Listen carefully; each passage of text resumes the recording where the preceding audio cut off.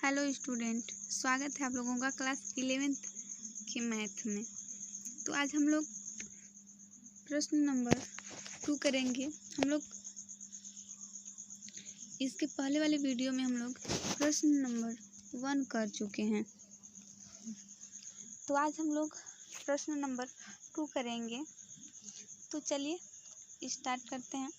और स्टार्ट करने से पहले मैं कहूँगी कि आप लोग मेरे चैनल को लाइक, शेयर, सब्सक्राइब करना ना भूलें। तो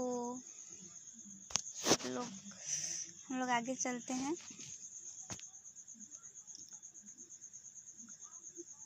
तो पहला क्वेश्चन है हम लोगों का, जो इसमें दूसरा वाला है कि मान लीजिए ए बराबर 1 2 3 4 5 6 रिक्त स्थानों में उपयुक्त प्रतीक इक्वेशन और नॉट इक्वेशन भरिए। ठीक है, तो हम लोग को इसमें करना क्या है, पहले हम लोग उसको समझ लेते हैं कि इसमें हम लोग को करना क्या है। हम लोग इसको पहले देख लेते हैं। तो यहाँ पे देखिए हम लोग को क्या दिया है, ए। ठीक है, ए बराबर 1 2 3 4 5 6 और 6। ठीक है, इसमें 6 तक दिया गया है। तो हम लोगों को इसमें जो ए बराबर 1 से लेकर 6 तक दिया गया है, हम लोग को अगर उसमें से हम लोग को इस क्वेश्चन में अगर कुछ मिलता है तो हम लोग को वहाँ पे इक्वेशन भरना है, और इसके बाहर मिलता है तो हम लोगों को इक्वेशन नॉट भरना है। ठीक है, आप लोग को समझ में आ गया होगा। चलिए हम लोग आगे बढ़ते हैं क्वेश्चन पे। तो यहाँ पे देखिए इसमें जो पहला नंबर दिया गया है उसमें क्या है, 5 ... ए। अब हम लोग को इसमें इक्वेशन और नॉट इक्वेशन भरना है। तो 5, इसमें क्या है 5। तो हम लोग को यहाँ पे देखिए कि ए बराबर जो दिया गया है सारिणी, इस सारिणी में हम लोगों को 5 है, तो हम लोग इसको इक्वेशन भरेंगे। ठीक है, यहाँ पे इसका आंसर है, हम लोग इक्वेशन भरेंगे। और उसके बाद फिर 2 नंबर देखते हैं, दूसरा वाला। तो दूसरे वाला में है 8, इस सारिणी में नहीं दिया गया है तो हम लोग इसको इक्वेशन नॉट भरेंगे। और यहाँ पे 0 दिया गया है तीसरे वाले में भी इक्वेशन नॉट भरेंगे। समझ में आ रहा है ना आप लोगों को कि इसमें जो दिया गया है इस सारिणी में अगर वो अंक रहेगा तो हम लोग उसको इक्वेशन भरेंगे, और अगर वह नहीं रहेगा, कोई बाहर से रहेगा, तो हम लोग उसको इक्वेशन नॉट भरेंगे। ठीक है, देख लेते हैं अब चौथा नंबर। इसमें देखिए 4 दिया गया है, तो हम लोग का 6 तक दिया गया, तो इसमें 4 है ना यहाँ पे, तो हम लोग इसको इक्वेशन भरेंगे। और फिर पांचवा नंबर देखिए 2 भी है, तो हम लोग इसको भी इक्वेशन भरेंगे। लेकिन यहाँ पे देखिए 6 नंबर में 10 है, 10 हम लोग के इस सारिणी में नहीं दिया गया, तो हम लोग इसको इक्वेशन नॉट भरेंगे। ठीक है, आशा करते हैं आप लोग को समझ में आ गया होगा। तो आप लोग इसको इसी प्रकार से आप लोग अपने से क्वेश्चन बनाइए और उसको प्रैक्टिस कीजिए, उसको हल कीजिए। चाहे वो क्वेश्चन आसान हो या कठिन हो, आप लोग उसको सॉल्व जरूर किया कीजिए, क्योंकि एक बार पढ़ने से नहीं, अगर आप लोग प्रैक्टिस करेंगे तो आप लोग को बहुत ज़्यादा फायदेमंद होगा। तो आप लोग हमेशा प्रैक्टिस करते रहिए। ठीक है, चलिए अब हम लोग तीसरे क्वेश्चन पे आते हैं, प्रश्न नंबर 3। तो इसमें क्या दिया गया है कि निम्नलिखित समुच्चयों को रोस्टर रूप में लिखिए। हम लोग को क्या करना है, रोस्टर रूप में लिखना है। तो आइए हम लोग पहला देखते हैं। पहला हमने दिया गया है कि ए बराबर ब्रैकेट में x (x) एक पूर्णांक है, और 1 -3, ठीक है, -3x और <<7। ठीक है, और दूसरा वाला देख लेते हैं हम लोग। दूसरे में क्या है, दूसरा में दिया गया है कि b बराबर x कॉलन एक्स संख्या 6 से कम एक प्राकृतिक संख्या है। क्या कह रहा है कि इसमें 6 से कम एक प्राकृतिक संख्या है। तो आप लोग को पता होगा कि प्राकृतिक संख्या क्या होती है ना। आप लोग को प्राकृतिक संख्या पता है, जैसे प्राकृतिक संख्या हो गया 1 2 3 4 5, ये सब क्या है, प्राकृतिक संख्या है। ठीक है, हम लोग का ये प्राकृतिक संख्या है। तो आइए अब तीसरा नंबर पे हम लोग देख लेते हैं। तीसरा नंबर क्या कहा है कि c बराबर x कॉलन x दो अंकों की ऐसी प्राकृतिक संख्या है जिसके अंकों का योगफल 8 है। ठीक है, जिसके अंकों का योगफल 8 है। ठीक है, और फिर हम लोग चौथा क्वेश्चन भी देख लेते हैं। पहले हम लोग क्वेश्चन देख लेते हैं, फिर उसके बाद बारी बारी से उसका आंसर हम लोग देख लेंगे। तो यहाँ पे देखिए d बराबर x कॉलन x एक अभाज्य संख्या है जो संख्या 60 की भाजक है। ठीक है, फिर पांचवा नंबर e बराबर, ठीक है, फिर यहाँ पे हम लोग को ये लिखा गया है, ठीक है, शब्द के सभी अक्षरों का समुच्चय, इसमें हम लोग का समुच्चय लिखना है। यहाँ पे जो ये लिखा गया है इसमें से हम लोग को लिखना रहेगा कि देखिए जो यहाँ पे अंक दिया, यहाँ पे जो मतलब अक्षर वर्ड दिया गया है हम लोग इसको लिखेंगे, लेकिन उसमें ऐसा लिखेंगे ना जैसे कि हम देखिए हम लोग का ओ हो गया, डबल है ना, इसमें यहाँ पे एक जगह यहाँ ओ है और एक यहाँ पे ओ है, तो हम लोग उसको सिर्फ एक लिखेंगे। इसमें मतलब कि किसी भी अक्षर को हम लोग डबल नहीं करेंगे, वहाँ पे उसको सिंगल लिखेंगे। ठीक है, इसी प्रकार से छठवां नंबर भी है f बराबर बेटर। ठीक है, शब्द के सभी अक्षरों का समुच्चय, मतलब ये जो यहाँ पे अक्षर यहाँ पे लिखा गया है वर्ड, इस शब्द में से हम लोग को शब्द जो है इसको में से हम लोग को लिखना है, वही काम करना है। जैसे यहाँ देखिए डबल टी है ना, डबल एक यहाँ है एक यहाँ है, हम लोग को डबल टी है, हम लोग को डबल टी नहीं लिखना है बल्कि सिंगल टी लिखना है। ठीक है, तो अब हम लोग आइए हल करते हैं। ये देखिए पहले का क्या है कि यहाँ पे क्वेश्चन है ना कि a बराबर x कलन x एक पूर्णांक है और -3 less than x less than 7। तो हम लोग इसका आंसर देखिए क्या होगा, a बराबर x कलन x एक पूर्णांक है, x कलन एक पूर्णांक है, -3 less than x less than 7, तब ये बराबर यहाँ पे जैसे यहाँ पे लिखा गया है -2 -1 उसके बाद 0 1 2 3 4 5 6। ठीक है, हम लोग को 7 के अंदर तक ही लिखना है, तो हम लोग लिख देंगे। ठीक है, समझ में आ गया होगा आप लोगों को। अब हम लोग आते हैं दूसरे नंबर पे। यहाँ पे क्या दिया गया है, यहाँ पे देखिए क्वेश्चन क्या है कि b बराबर x कलन x संख्या 6 से कम एक प्राकृतिक संख्या है। 6 से कम मतलब कि जो इसमें 6 हम लोग लिखेंगे ना, देखिए यहाँ पे हम लोग b बराबर आंसर इसका कि b बराबर 1 2 3 4 5, 6 से कम है ना, यहाँ पे हम लोग जितना लिखे हैं ये सब 6 से कम है। ठीक है, तो हम लोग जो 6 से कम है उसको हम लोग यहाँ पे लिख देंगे। ठीक है, तो हम लोग ये प्राकृतिक संख्या हो गई। आप लोग को वो पता भी होगा कि प्राकृतिक संख्या क्या होता है। ठीक है, 1 2 3 4 5 6 7 8 ये सब क्या है, एक प्राकृतिक संख्या है। ठीक है, अब हम लोग तीसरे नंबर पे आते हैं। तीसरा क्वेश्चन क्या है कि c बराबर x कलन x दो अंकों की ऐसी प्राकृतिक संख्या है जिसके अंकों का योगफल 8 है। ठीक है, तो इसका आंसर देख लेते हैं हम लोग यहाँ पे।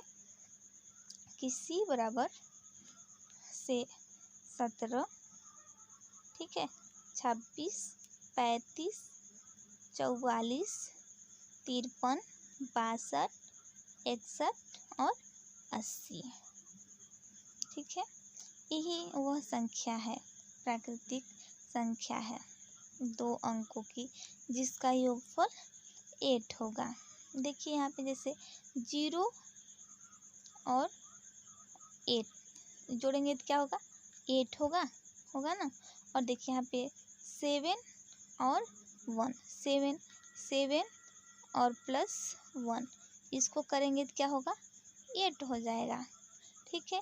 इसी प्रकार से 6 2,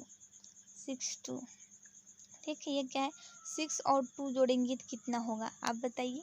6 और 2 जोड़ेंगे तो 6 और 2 कितना हो जाएगा, 8 हो जाएगा, ठीक ना। आप लोग को समझ में आ गया होगा ये भी। और हम लोग अब आते हैं चौथे नंबर पे, जो एक क्वेश्चन है। तो क्या है कि D बराबर x एक अभाज्य संख्या है जो संख्या 60 की भाजक है, ठीक है। तो अब इसका आंसर देख लीजिए चौथे नंबर का। D बराबर 2 3 5, ठीक है, 2 3 5 जो संख्या 60 की भाजक है, ठीक है। हम लोग को भाजक बताना था किसने, कि एक अभाज्य संख्या है जो संख्या 60 की भाजक है। तो संख्या 60 की जो भाजक है वो 2 3 और 5 है, ठीक है। अब हम लोग 5वें पे आते हैं। E बराबर, ठीक है।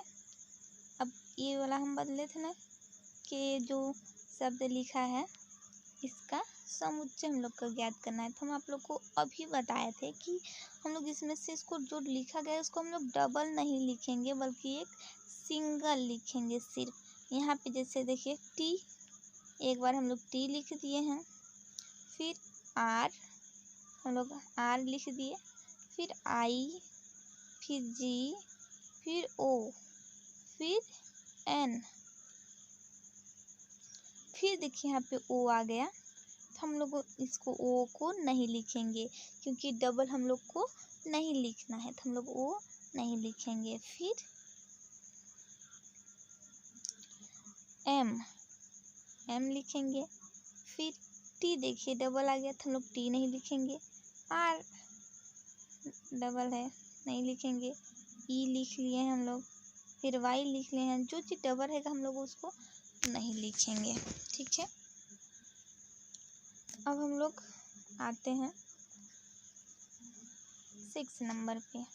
तो अब हम लोग को यहाँ पे जो शब्द दिया गया है हम लोग को इसका समुच्चय लिखना है। तो हम लोग समुच्चय इसका देखिए लिखा गया है कि F बराबर BETR।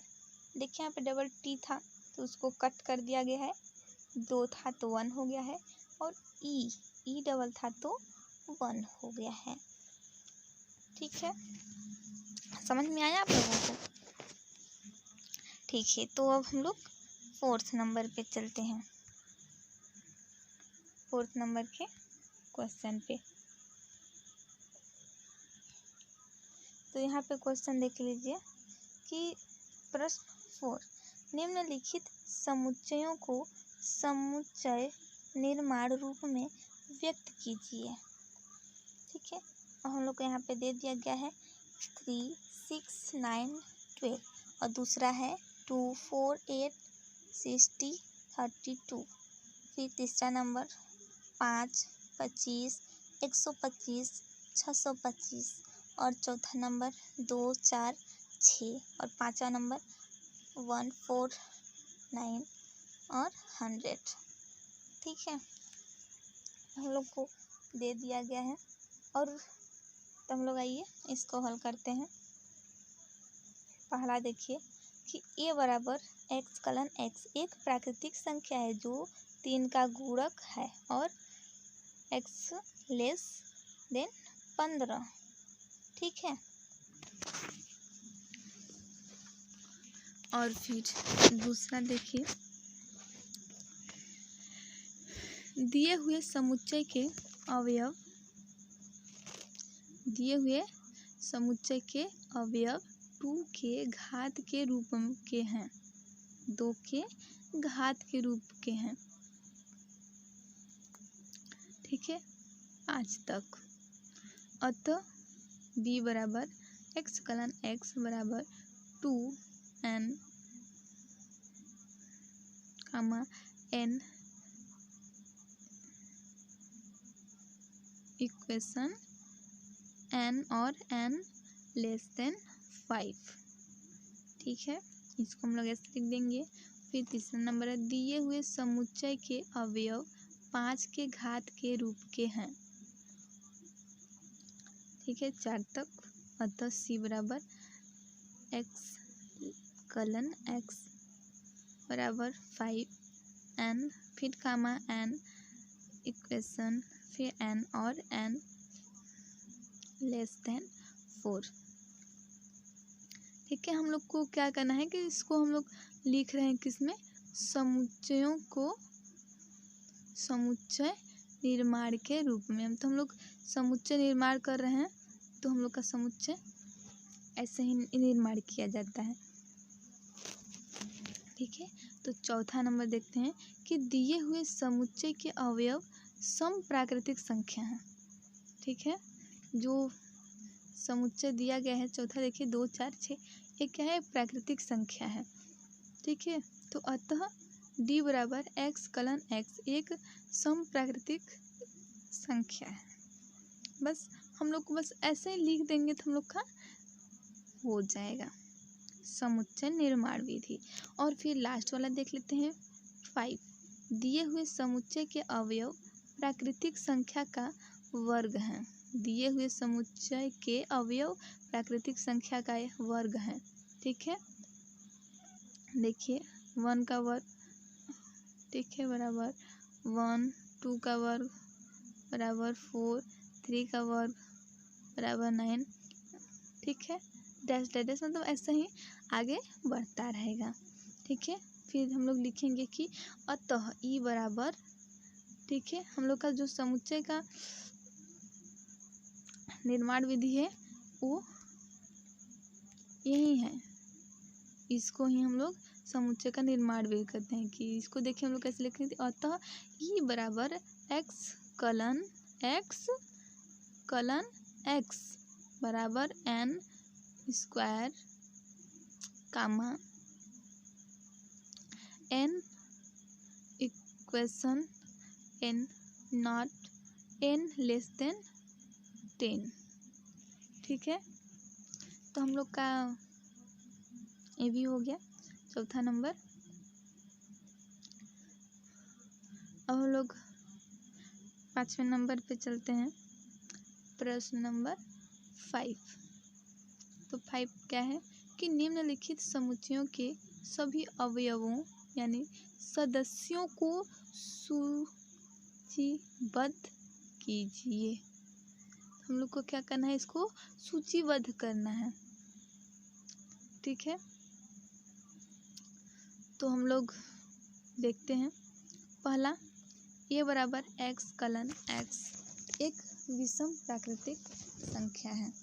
x कलन x एक प्राकृतिक संख्या है। और b दूसरा नंबर b बराबर x कलन x एक पूर्णांक है, -1/2 लेस देन x और लेस देन 9/2। ठीक है, फिर तीसरा वाला क्या है, c बराबर x कलन x एक पूर्णांक है, x स्क्वायर लेस देन 4। और चौथा नंबर d बराबर x कलन x लोयल शब्द का एक अक्षर है। ठीक है, पांचवा नंबर e बराबर x कलन x वर्ष का एक ऐसा महीना है जिसमें 31 दिन नहीं होते हैं। हम लोग को इसमें महीना बताना है कि 31 दिन जिसमें नहीं होता है। और फिर 6वां नंबर F बराबर x अंग्रेजी वर्णमाला का एक व्यंजन है जो के से पहले आता है। ठीक है, तो हम लोग आइए आंसर देख लेते हैं।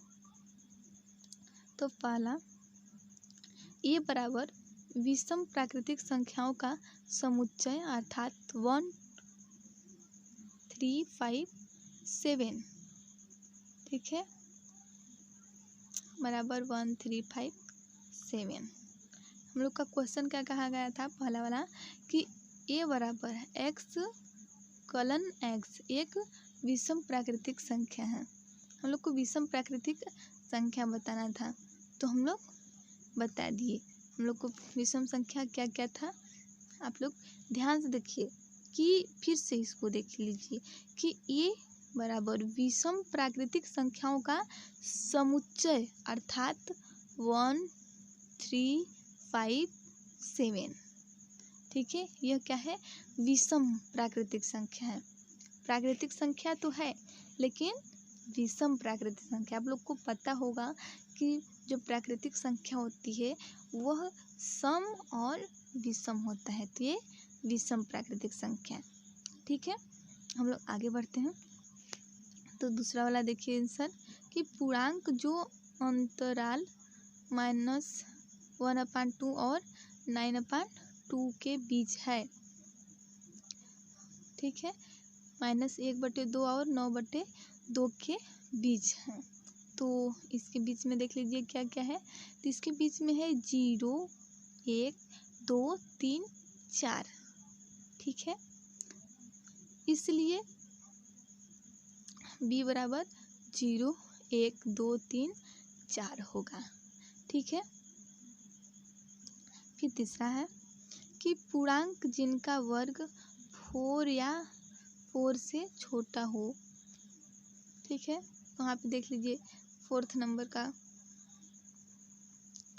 3 नंबर का क्वेश्चन कि c बराबर x एक पूर्णांक है x² < 4। ठीक है, तो इसका आंसर हम लोग देख लेते हैं कि पूर्णांक जिनका वर्ग 4 या 4 से छोटा हो। ठीक है, -2 -1 0 1 और 2। ठीक है, इसलिए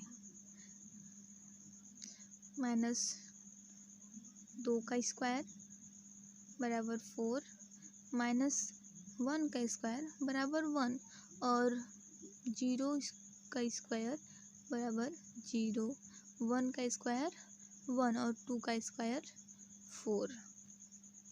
ठीक है, चूँकि c बराबर -2 -1 0 1 2। ठीक है, तो हम लोग चौथा पे आते हैं d बराबर LOYA। हम लोग का जो चौथा वाला क्वेश्चन है d बराबर x लोयल शब्द का एक अक्षर है। ठीक है, तो हम लोग का ये हो जाएगा। फिर 5वां नंबर e बराबर, 5वां क्वेश्चन था कि x वर्ष का एक ऐसा महीना है जिसमें 31 दिन नहीं होते हैं। तो हम लोग को 31 दिन वाले जो महीने 31 दिन के जो महीने नहीं होते हैं उनको हम लोग को बताना था। तो 5वां में देखिए कि e बराबर, देखिए इसमें क्या है ना कि जो फरवरी अप्रैल जून सितंबर और नवंबर होता है वह 31 दिन नहीं होते हैं। ठीक है, इन महीनों को छोड़कर सभी महीने 31 दिन के होते हैं। ठीक है, फिर 6वां नंबर f बराबर BCDFGHJ, चूँकि AEIOU को छोड़कर सभी वर्णमाला व्यंजन हैं। ठीक है, तो आज के लिए इतना ही। आप लोग को आगे अगले वीडियो में पूरा वीडियो देखने के लिए थैंक यू।